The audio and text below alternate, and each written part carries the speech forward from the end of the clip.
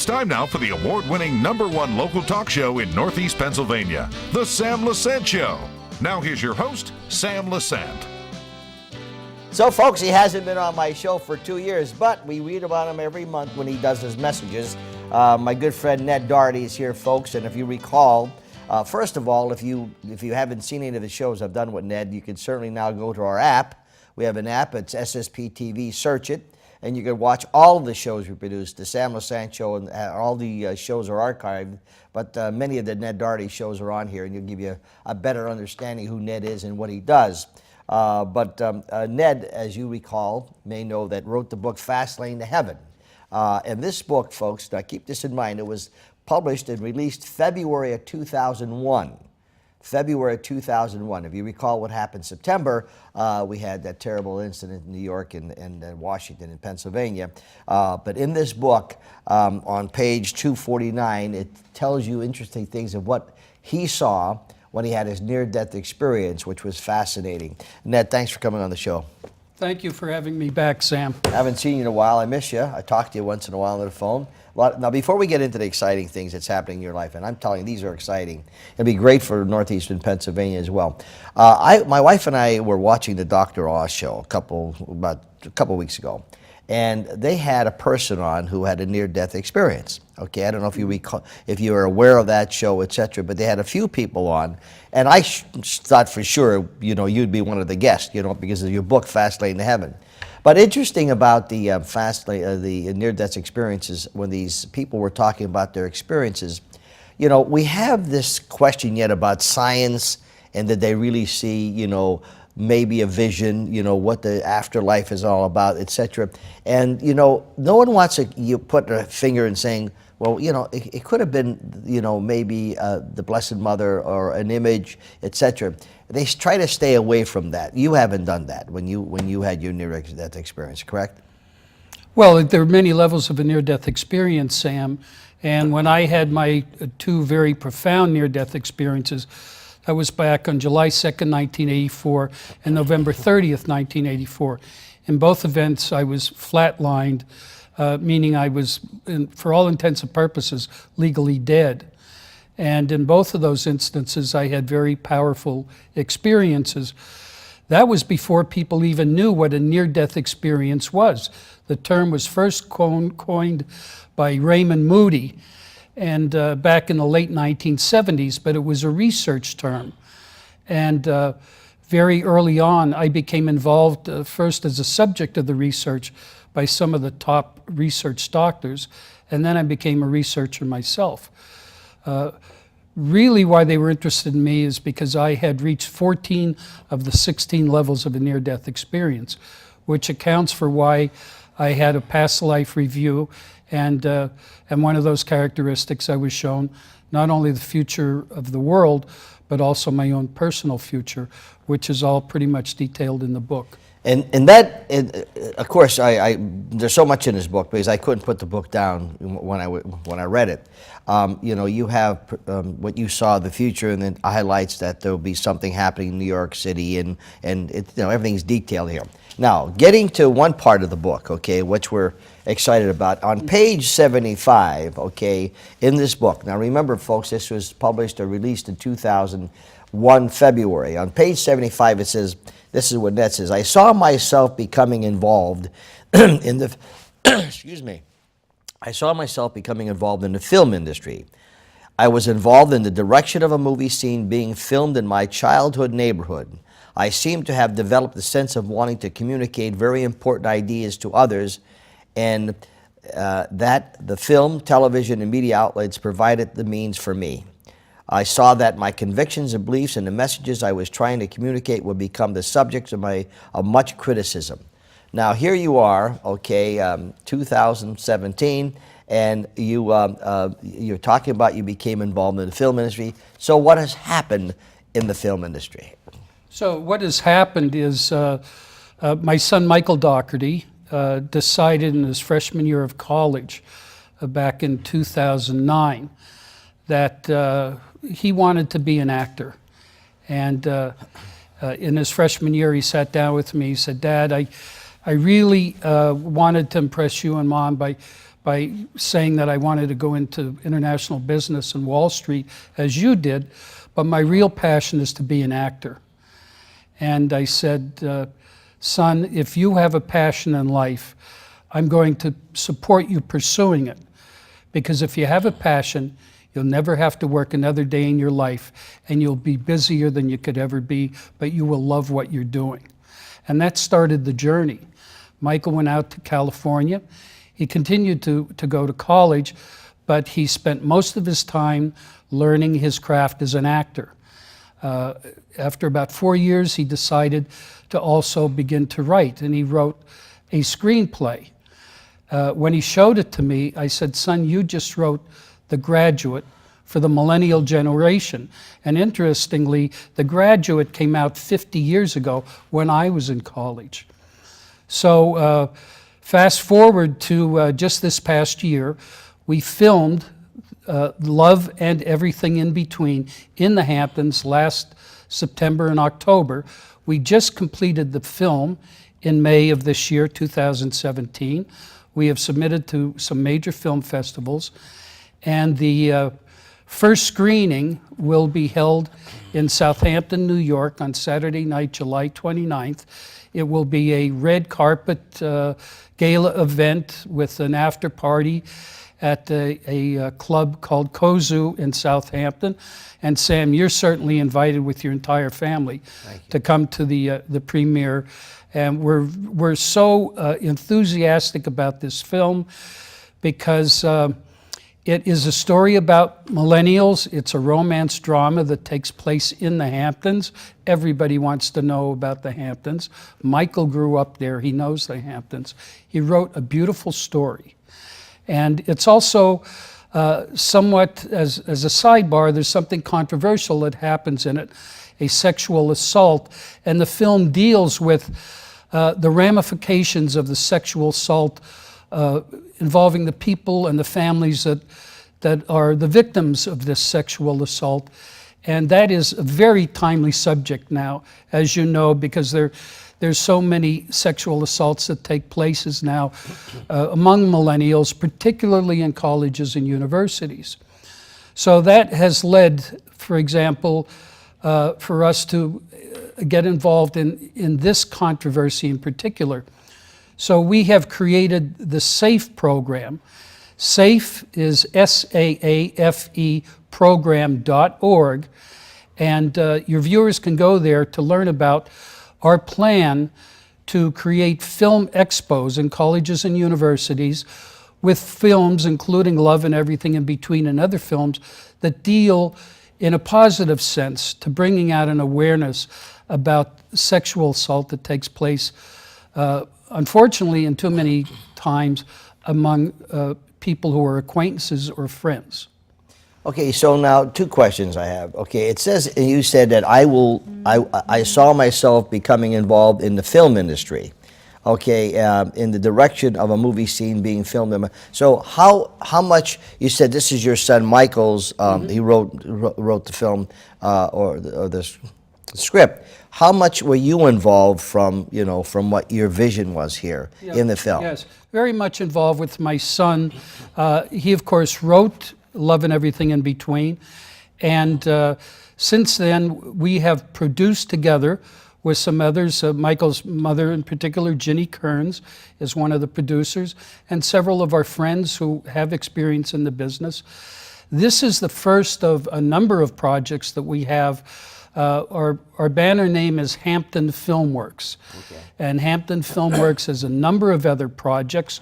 You mentioned a scene where I saw myself involved in filming a scene in the neighborhood where I grew up. Yeah. Well, that's intended to be a film called Marrakesh, which is the story of the Club Marrakesh nightclubs I owned back in the 70s, 80s, and 90s. And that's going to be a tremendous story in film. Fabulous. And Michael will be playing his dad. Wow. Sam, as you may remember, from 1976 until 1984, I was a person of interest with a number of federal agencies, beginning with the IRS, the DEA, the FBI, the CIA, Interpol. I was a person of interest initially in the French Connection case, that expanded into the Abscam case, expanded into the Iran-Contra case, all of which took place in various stages and events from 1976 to 1984, and it culminated with several very dramatic scenes that did take place, in fact, in Washington, D.C., with me in the White House and in surrounding areas. And it is a story ultimately about the futility of what has always been called the war on drugs, a war on drugs that no one ever intends to fully win or resolve. It's just, unfortunately, a continuing and sad state of affairs of what's allowed to exist on every federal, state, and local level. It's unfortunate because here in Hazleton and surrounding areas, you've seen the devastation of what drugs has done to the community. The war on drugs should be won effectively. It can be won, but there has to be a concerted effort to do so. Unfortunately, there's too much money involved on many different levels, and nobody wants to stop this, sadly, and again, unfortunately. Folks, I'm talking to Ned Dougherty. The book is Fast Lane to Heaven, but most recently now is a movie. It's called Love and Everything in Between, written by his son, and his son stars in the movie. Now, when I come back, I want to ask him a few questions about the movie and what kind of lessons will we learn from this. But getting back to the book, we mentioned about Club Maracas, right? This guy was a swinger. I mean, this guy, he was into drugs. He had women get abortions. When he'd get up at night and they were done at 2 o'clock in the morning, they'd fly down to Florida, to have breakfast. The book tells it all. Then, bingo, he gets hit and nearly dies. And then that's when he sees the vision and wrote this book. It's fascinating, folks. Many people, TV shows across the country are having people on a near-death experience. One quick story, when I announced that Ned was coming on the show, the very first time, about his near-death experience and what he was going to talk about, I must have received 20, 30 calls from people saying, Sam, I'm glad you have him on because people think I'm crazy. I had a similar experience. So a lot of people have experienced this. We'll be back right after this.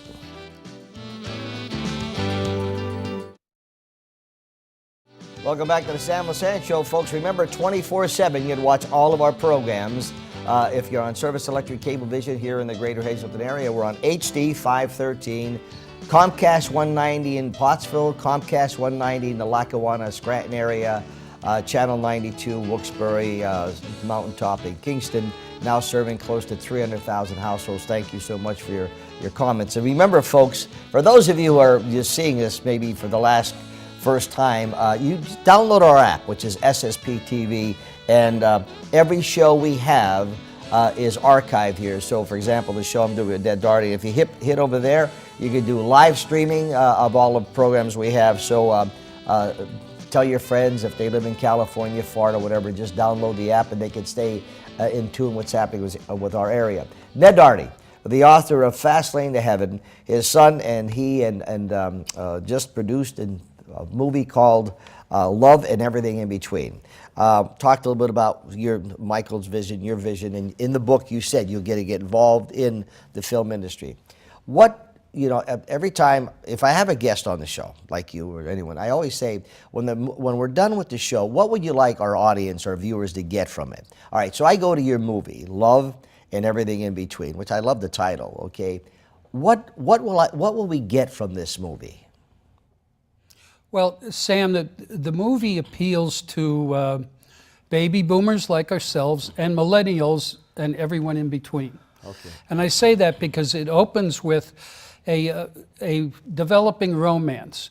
Michael plays Matt. Matt is a recent college graduate. He's spending his last summer surfing in the Hamptons before he gets serious with his life. And his mother meets a Hamptons architect at a gala art gallery event.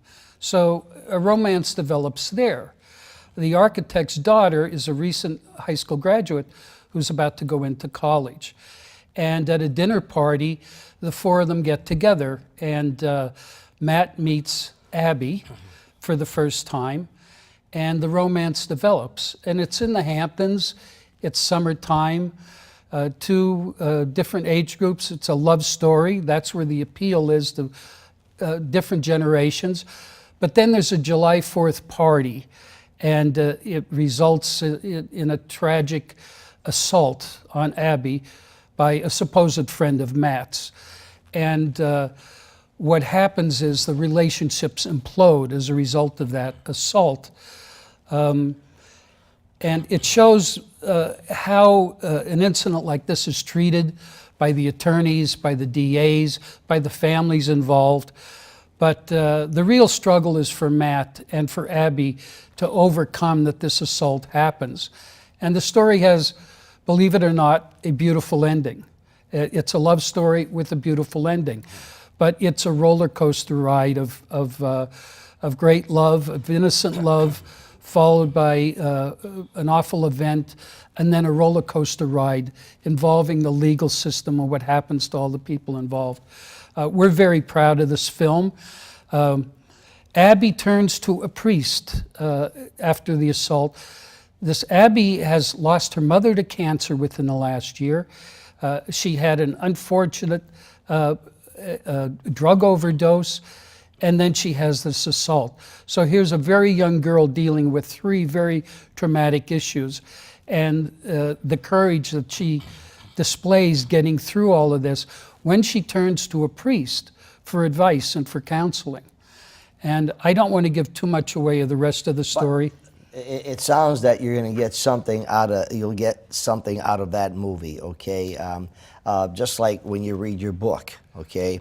I know you can't say specific like George Bernard Shaw when he wrote My Fair Lady, and at the end of the very premiere of the play, I think I may have said this before, when they're all coming up saying, we loved your play, and this lady's pushing away through the audience, and she comes up and says, Mr. Shaw, I know exactly what you meant when you wrote this play. And he says, well, what is it, ma'am? And she proceeded to tell him what he meant when he wrote that play.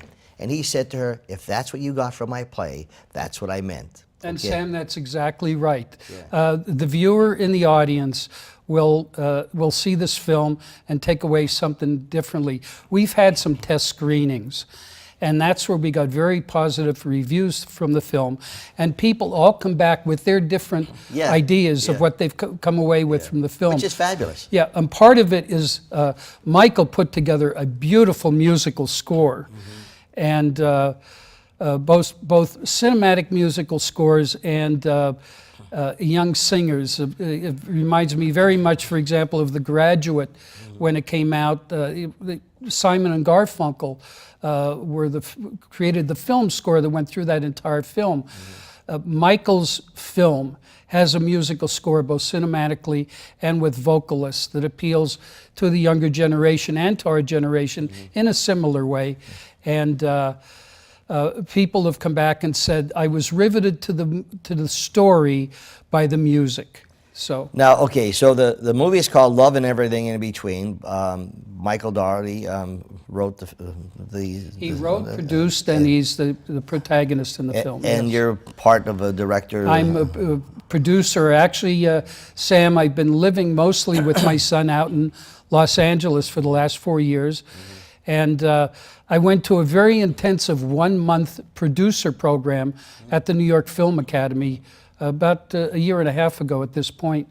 And in 1 month, I learned an awful lot. What I learned in a capsule is to hire young people who are really talented in this business. That's what Michael and I did to create the cast and the crew. Michael sat with the casting director in Manhattan, and he personally chose every one of the 38 actors in the film. It's a terrific cast. I don't know if you could say this, but you were telling me that Michael is probably going to be, he has some heavy people that are working with him who also work with other heavy people. Yes, so, I can't mention any names right now, but we knew as part of this process that Michael did need to showcase himself to get the right support in terms of publicists and talent agencies, and all those pieces of the puzzle are coming into play. We now have 6 projects, including Love and Everything in Between, on our slate over the next 10 years. So at the age of 70, Sam, I'm going to be pretty busy for the next 10 years. You know, if someone reads this book, Fast Lane, now folks, get the book, you go to End Times Daily. That's endtimesdaily.com.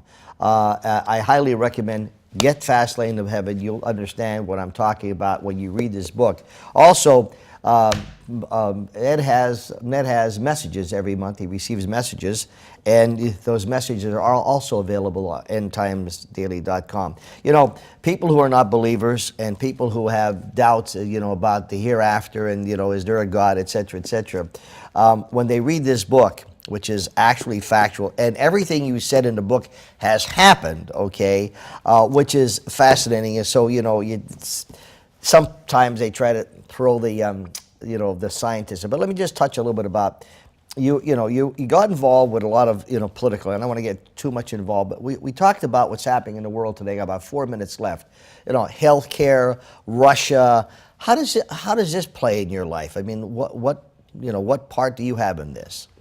Well, I have to somewhat divide my time now between the work that I was doing with End Times Daily and what has really taken on a whole new profession for me in terms of being a producer. But let me say in the few minutes that we have left, what's happening generally as I see it, Sam, years ago I produced a DVD called The Dome of Deception. And what I meant by that is because I've had these experiences, I now look down on the world as if it's in a glass bubble. And I call that glass bubble the Dome of Deception.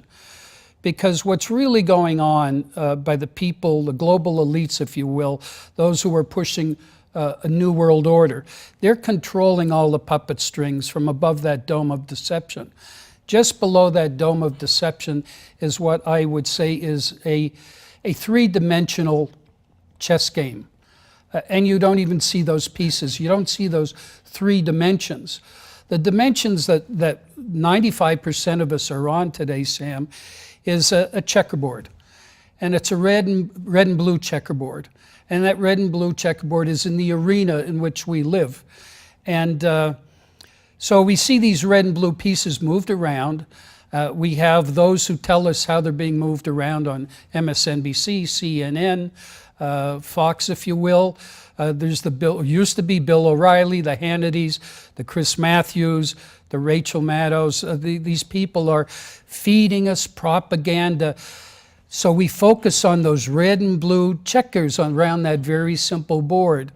And we're all caught up in watching this checkerboard, and we think that's the truth of what's really going on. It's not. Above that checkerboard, which we don't really see unless you really spend the time to learn about it, is that 3-dimensional chess game that's going on, that's controlling everything that's happening in the world, the global affairs.